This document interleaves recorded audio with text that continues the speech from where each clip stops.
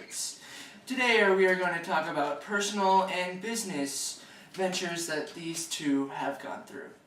Mr. Jobs, when and where were you born? I was born on February 24th, 1955, San Francisco, California. Very nice. How about you, Mr. Gates? I was born on October 28th, 1955 as well, and I grew up there. I grew up in Seattle with my family there. Mr. Jobs, how do you feel about your competitor, Mr. Gates? Honestly, I feel he has been rather successful as his net worth is far greater than mine, but he does have a few problems in his industry. He addresses the fact of quantity over quality, and this can be evident in their antivirus software. Windows computers are far more prone to viruses compared to Apple computers, so they should address stuff like that more and stop producing many computers. Very valid point, Mr. Jobs.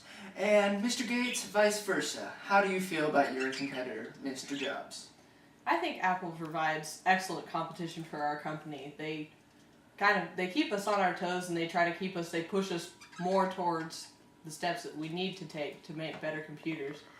Unfortunately, with our software, we go the cheaper route to make it so more people can afford computers and more people can have home computers.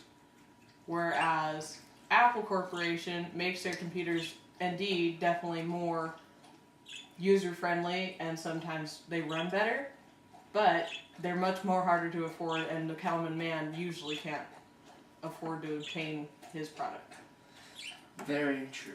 Mr. Jobs, how is your life as of now as a multi-millionaire? Life is rather great, I must say.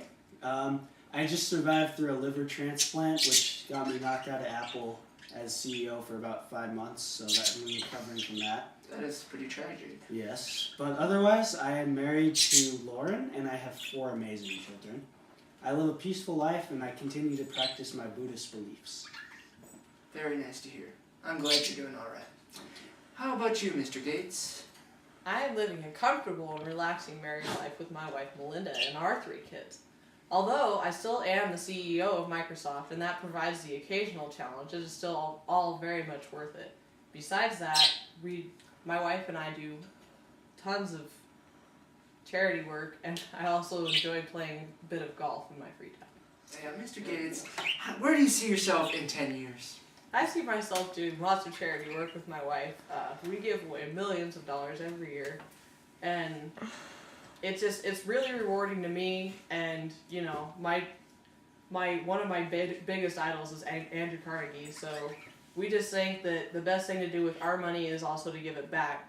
So it'll just help everyone, and it'll show how much we appreciate their efforts to help us grow as a corporation. Awesome to hear. Thank you. How about you, Mr. Jobs? 10 years from now, I see Apple reaching close to topping Microsoft in sales.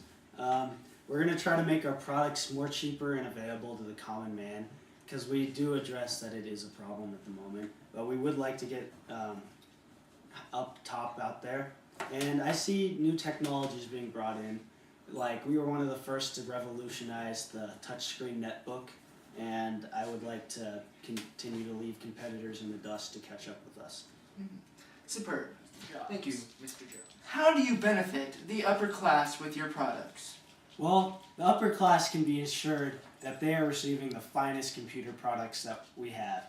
We are able to produce some of the best level software there is out there. For movie industries, you see programs such as Final Cut Pro being used in Hollywood, and that program is Mac exclusive. And then for DJs, we have programs like Ableton Live, which many world-famous DJs are using to do live mixes, such as Deadmau5. So I think we are able to provide programs that everyone in the upper class can benefit and use for their daily careers. Yes, you are very accommodating to the upper class. And you, Mr. Gates? I wrote my book in 1999, Business at the Speed of Thought, which shows how business and technology can work together to increase the fluidity of international business and also just local business. I've shown how computers can be used to simplify everyday jobs, and they can also make it so almost anyone can work some of the hardest jobs that there used to be. I also developed Corvus, which is one of the world's largest resources of visual information, which helps a lot of people just to understand visual things. Yes. And you have helped transform the world in business terms. Mr. Jobs, on the other hand, how do you benefit the lower class of America? Contrary to what most people believe, Apple actually does have some benefits to lower class of society. For college students, we're able to give them discounts on their computers varying up to $300 if they prove that they are a college student.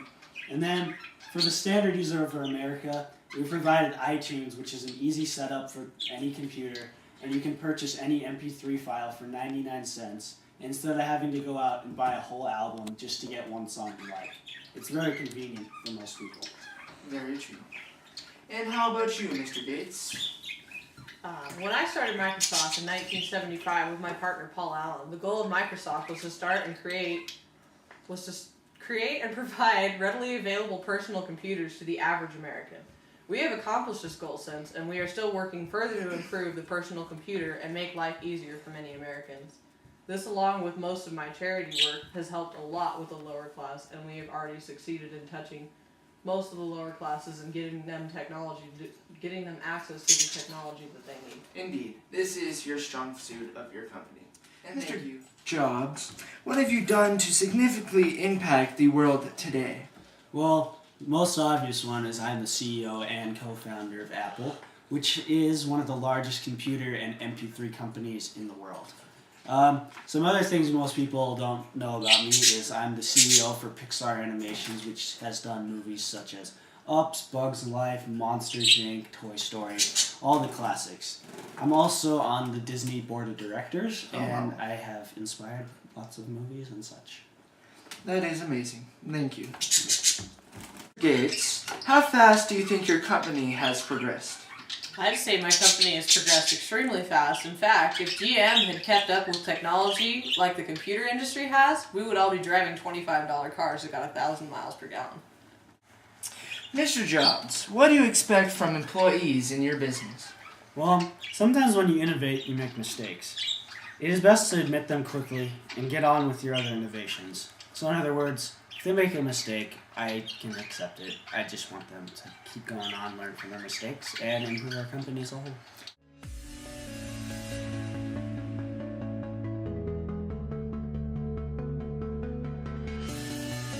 And you, Mr. Gates, when and where were you born? I was born on October 28, 1950.